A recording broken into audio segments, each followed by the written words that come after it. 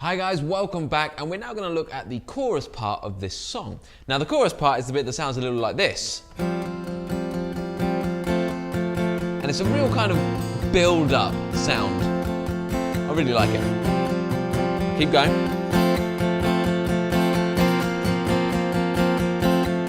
And then we progress that. Notice I'm getting louder.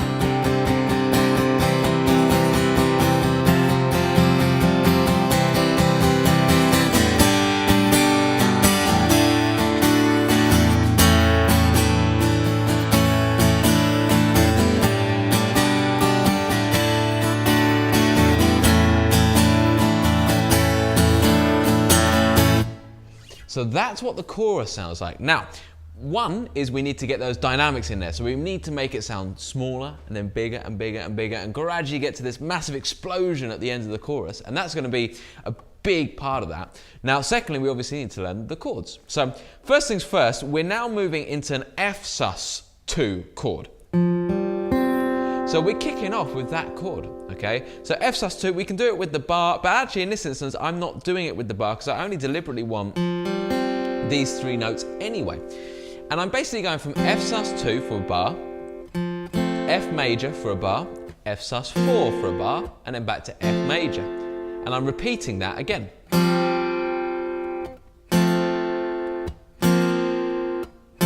Then I'm going to C sus2. Okay, we've done C sus2 before for one bar, then C major for a bar, C sus4 for a bar, C major for a bar, and then repeat that. So C sus2, C major, C sus4, back to C major. Now all the way through that, I'm changing from my universal pattern, which was during the verse, to a downward strumming pattern. So I'm doing 1 and 2 and 3 and 4 and. So I'm doing all downstrokes. So I'm no longer doing the big strummy arm movement. Okay, I'm just going to all downstrokes deliberately because I want a different texture here, a different vibe in the chorus. Okay, so I'm going to do it really slow for you, and I'm going to run through basically the F sus2 all the way through the Fs and then all the way through the C parts. Okay, against the drum loop, nice and slow. But also what I'm going to do is add a little bit of dynamic to it. Okay, so as well as doing all downstrokes, I start deliberately very soft. Now as I go through it, as I gradually get through it and then get through to the C and then build that up, I'm just gradually going on kind of a gradient, getting louder and louder, okay? And that's something you're going to need to develop a little bit for yourself, but as a general guide, it starts really, really soft. By the time you get to the C, you should be at medium volume, as it were, so your normal volume that you're playing the rest of the song at. And then by the time we're at the end of the C, we should be loudest you can play. Just hit it as hard as you can. Now I'm going to demonstrate nice and slow, but I'm still going to add the dynamics. So let's go through this. So I'm going to put it at 80 BPM, my lovely drum looping station. There we are. And here we go. Okay, so this is the first part of the chorus.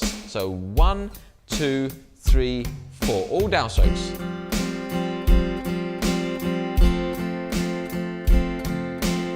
Sus4, back to the major.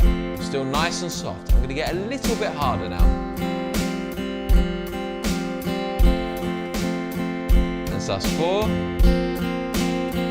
back to major. Right, now I'm going to the C sus2. I'm going to get to normal volume now. C, C sus4, back to C.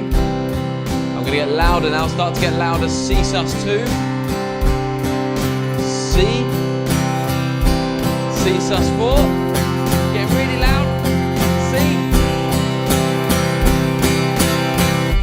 Okay, now that takes us up to the next part, which I'll go through in a second. Now, first of all, a little word of warning. As we're dynamically shifting, that doesn't mean that we are shifting anything to do with tempo, okay?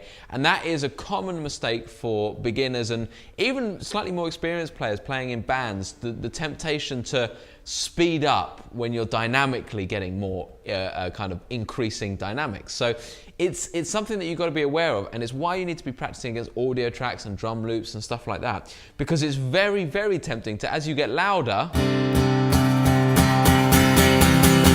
also get faster, right? And we don't want to do that because that will obviously, then you won't be in time with the song anymore. So that's just a little word of warning. Be aware of it, and I'm sure that will be enough to make sure that you don't do it. Just hit the strings harder. Now, at the end of that, we go back to our verse strumming, and we go back to the G sus part of the verse, okay? But we're still in the chorus, it just happens to be the same chords, okay? So we do this part where we go from G sus2 to the D sus2, and then back to the A. So it's back to the universal strumming pattern. Again, G sus2,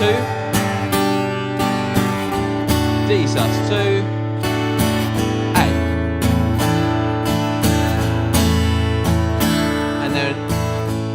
just like in verse 1, we're going to stop dead at the end of the A, okay? Now, you'll see that, remember on chord charts where you see the brackets around the chord. That means you play it once and then let it ring out or stop it dead, depending on what happens in the song.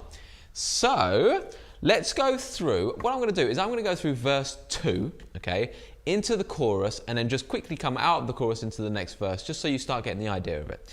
Now, the reason I'm going to go from verse 2 is because we kind of went over verse 1 last time. I just want to clarify for you guys how it goes from the verse into the chorus, okay? So this is from verse 2, okay? So I'm going to get my drum beat on, 80 BPM. Now, we ready for this? If you're not ready to play along, don't worry about it. If you can at this point already, then just try it. Try and play along with me. So, here we go. After 4, 1, 2, verse 2.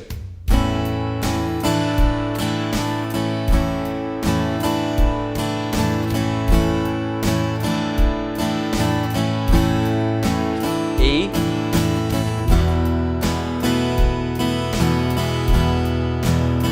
Now that G bit. D.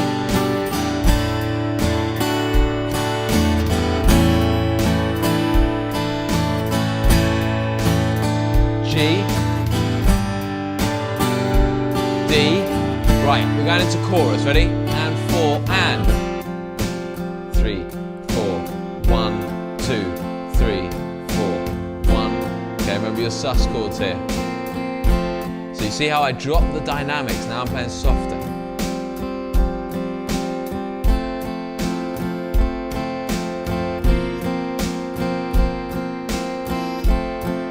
Coming into the C sus2. Getting a bit louder now. Really getting exciting now.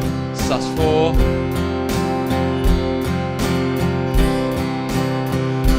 C sus2, even louder now. sus4, I'm at my loudest. Into the chorus part.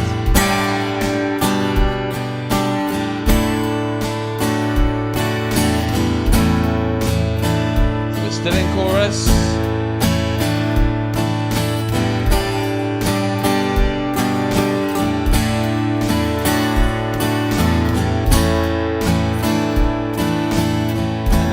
On the A, 1, 2, 3, back to the verse. Now we're in verse 3. All right, excellent. So, there we have it. That's kind of basically how you start piecing it all together. From then on in, it should make sense just reading it through the chord chart. So there's some really challenging stuff. You've got loads of sus chords. Pretty much every sus chord we've learned, we've crammed it in there on that song. Plus 2 different rhythm patterns, dynamics. We're really starting to sound like we're playing songs here, real world songs played by real artists, because all of that stuff, really cool chord shapes, funky rhythm patterns, dynamics, all of that really adds to any song, okay? So have some fun with that, and I'll see you next time for some more lessons.